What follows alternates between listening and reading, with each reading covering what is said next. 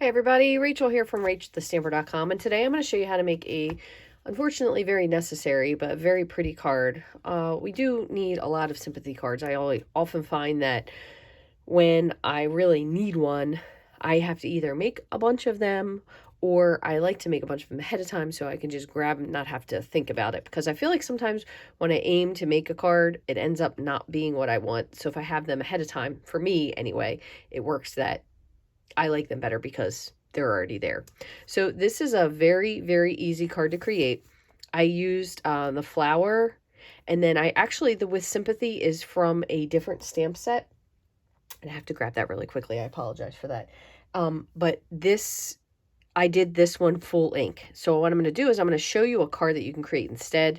And we'll do one just like this is, and then one where we stamp off a little bit. But we're using Misty Moonlight. And it's probably an unusual combination you wouldn't think of. And actually, I'm kind of proud of myself because I thought I don't make a lot of purple cards. So I decided to do a purple base. So this uses Highland Heather. I'm trying to think, is it Gorgeous Grape? No, Highland Heather.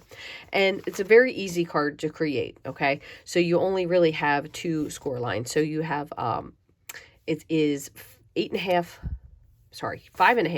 by 8.5. You're going to score it 4 1/4, and you're also going to score at 2 1/8. And let me just double check real quick to make sure that I'm telling you the correct.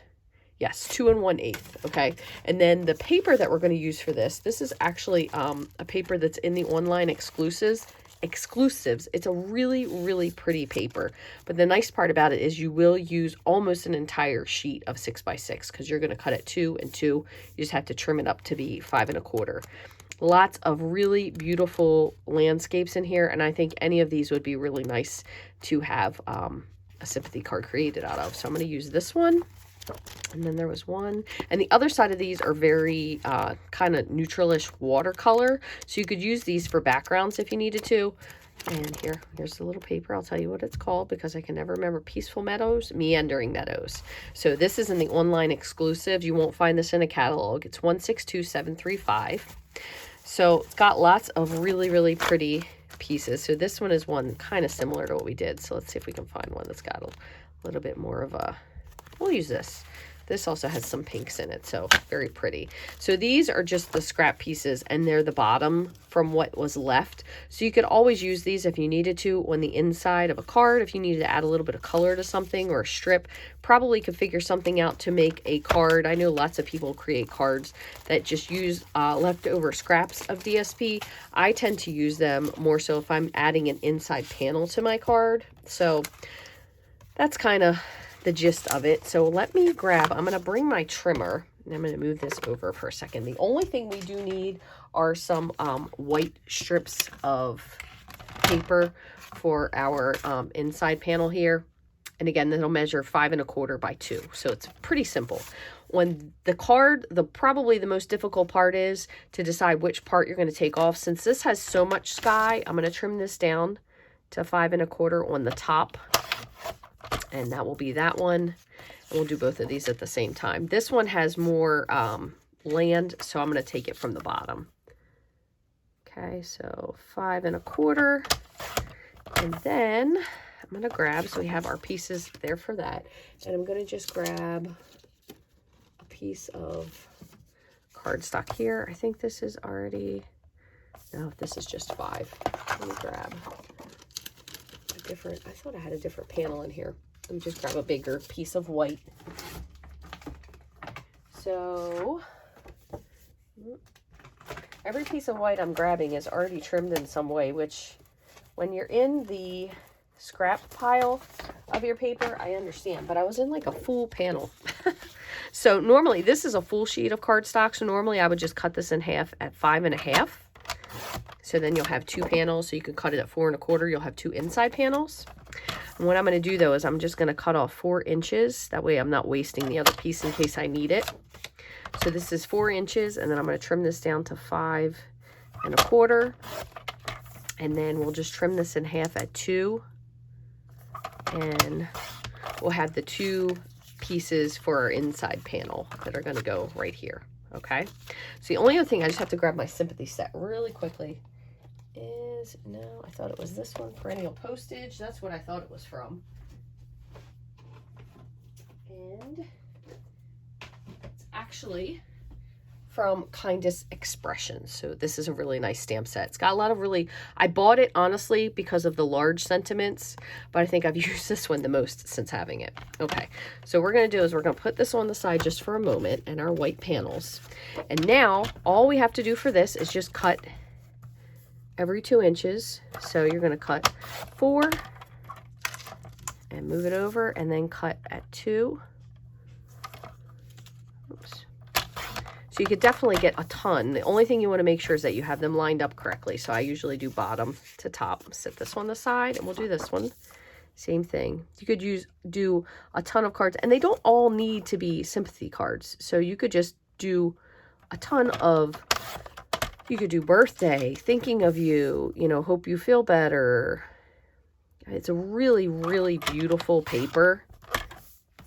I really do love it. I think these papers that they've come out with, a lot of the ones that are hand drawn end up being so beautiful, and really not a lot of effort when you're creating. So I'm going to just take the cover off of this. This is a sticky mat. I've mentioned this before. This is actually something from Waffle Flower, and apparently they've had an issue with their supplier. So most of the mats are on discontinue right now because apparently they're going to be redoing their mat with a different person, I guess is what is going on. I'm not really 100% sure, but so they are going to be bringing them back again, but they're all out of stock right now. But I have to tell you, this is probably one of the most amazing products, and that paired with the glass mat, which you can currently choose as part of your starter kit if you decide to join my team as a discount shopper, if you want to say. Excuse me, maybe you want to start having some parties of your own, which you absolutely don't have to, but you can actually get the glass mat and this little silicone mat, which also can hold your ink, and then you have a chamois that comes along with it. You can get that for free, which is pretty cool. Or you can choose to have more in your kit. So when I originally said this was stamped in full ink and then the with sympathy was the same. So what you can do is you can stamp it in full ink. So I'll show you. I'm going to stamp it just a little bit off to the side. Or what you can do is you can stamp it. I'm going to stamp it down here. Stamp it off and then stamp it. And then you'll have a lighter version there. Set that to the side. Then I'm going to grab my sentiment with sympathy. Again, I'm going to try to stamp this. I'm going to do it on this one first. There's the darker. And then this one was darker originally. So I'm trying so it kind of gets a little bit lost in there, which is why I like the stamped off version better. Okay.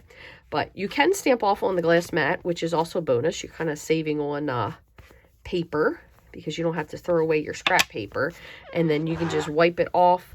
Or if you wanted to, you could even use the ink that's there and you could blend onto something if you wanted to add a little bit of sponging or blending brush onto the side, you could do that as well. So I'm going to go ahead and lift this up.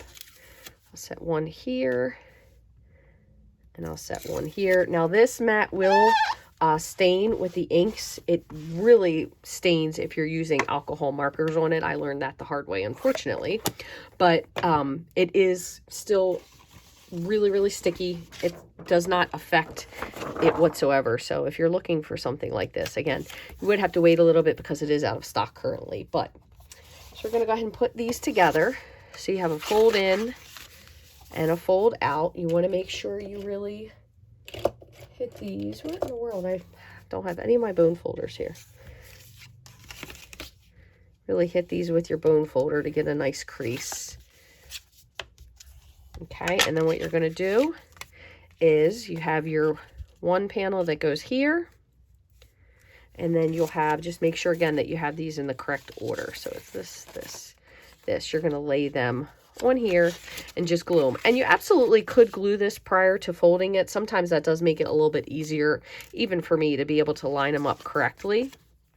So all I'm going to do is just put a little bit of glue on here and line this up.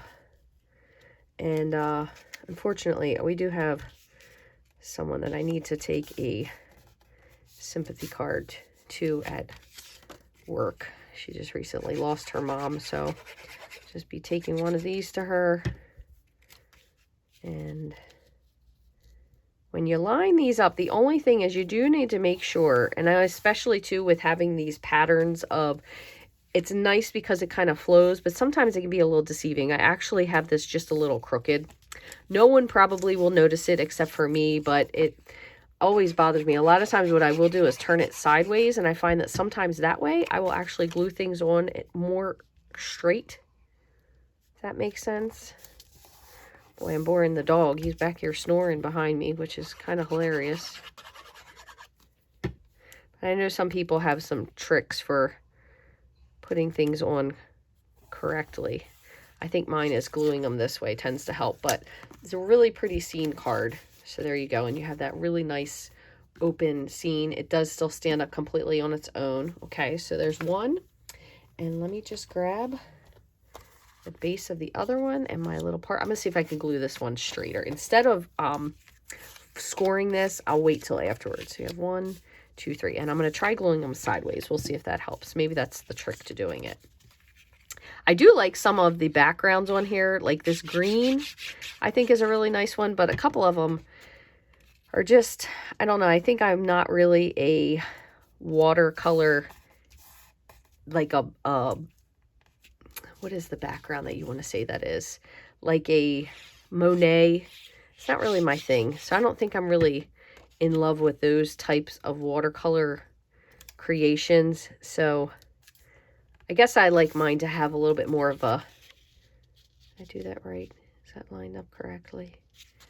Or should that have been this way? Oh, look at that. Oh, Blondie here, put it on backwards. Oh, isn't that something? Well, no one's going to know but me and all 5,000 of you, and whoever gets this card is going to be like, hey, wait a minute.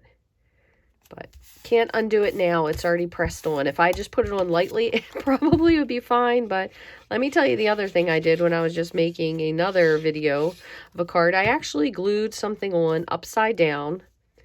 So it's going to now be for left-handed people, because when you look at it upside down, you can tell that the flower is definitely, the stem is in the air. So I thought, well, this is going to just be a card for a lefty. So I'm going to just fold this over, give it a nice crease, and this one is a backwards card. So you know what, I guess the important part is that you make a card and you send a card, and if you were kind enough to make a card and send a card, it doesn't matter if it's backwards or upside down a little bit, right? I mean, I guess that could technically still go in there.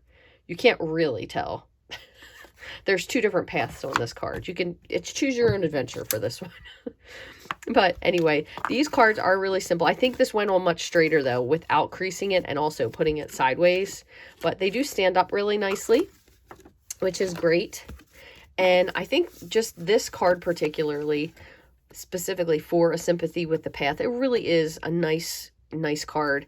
And there's just a little bit, you can put just a little bit, because I feel like sometimes when someone loses someone, I feel like I'm just rammering on and saying entirely too much. So sometimes I think if there's just a little space, just thinking of you is a nice thing to add. So if you would like to get any of the supplies to make these cards and put them on correctly and maybe make them so the orientation is correct, you can go to my online store. The online exclusives actually will be updating. They're going to add a whole bunch of new stuff in March, which is pretty cool. I'm sure you've probably seen some people doing some previews on stuff that they have going on. So there's a lot of new stuff coming in March, but there's a lot of good stuff on there still, specifically this paper, I believe. As last time I checked, it was still on there. But if you would like any other videos made, if you have a suggestion on a stamp set or a style or maybe a type of a card, like a fun fold or a technique, please feel free to leave me a comment below. I love to do things that someone is maybe looking for to have done. So if there's something you're looking for, please feel free to shoot me a message here on YouTube, or you can follow me also on Facebook. And if you have a really question that you want to have answered, a burning question, you can contact me at rachthestamper@gmail.com. Again, if you haven't already, I would love for you to subscribe. Ways to support me with spending not a dime is giving me a thumbs up on this video, leaving me a comment, sharing it with someone. It all helps to pop me up into the algorithm so people can find me easier. Thank you so very much for watching. I hope you have a wonderful rest of your day.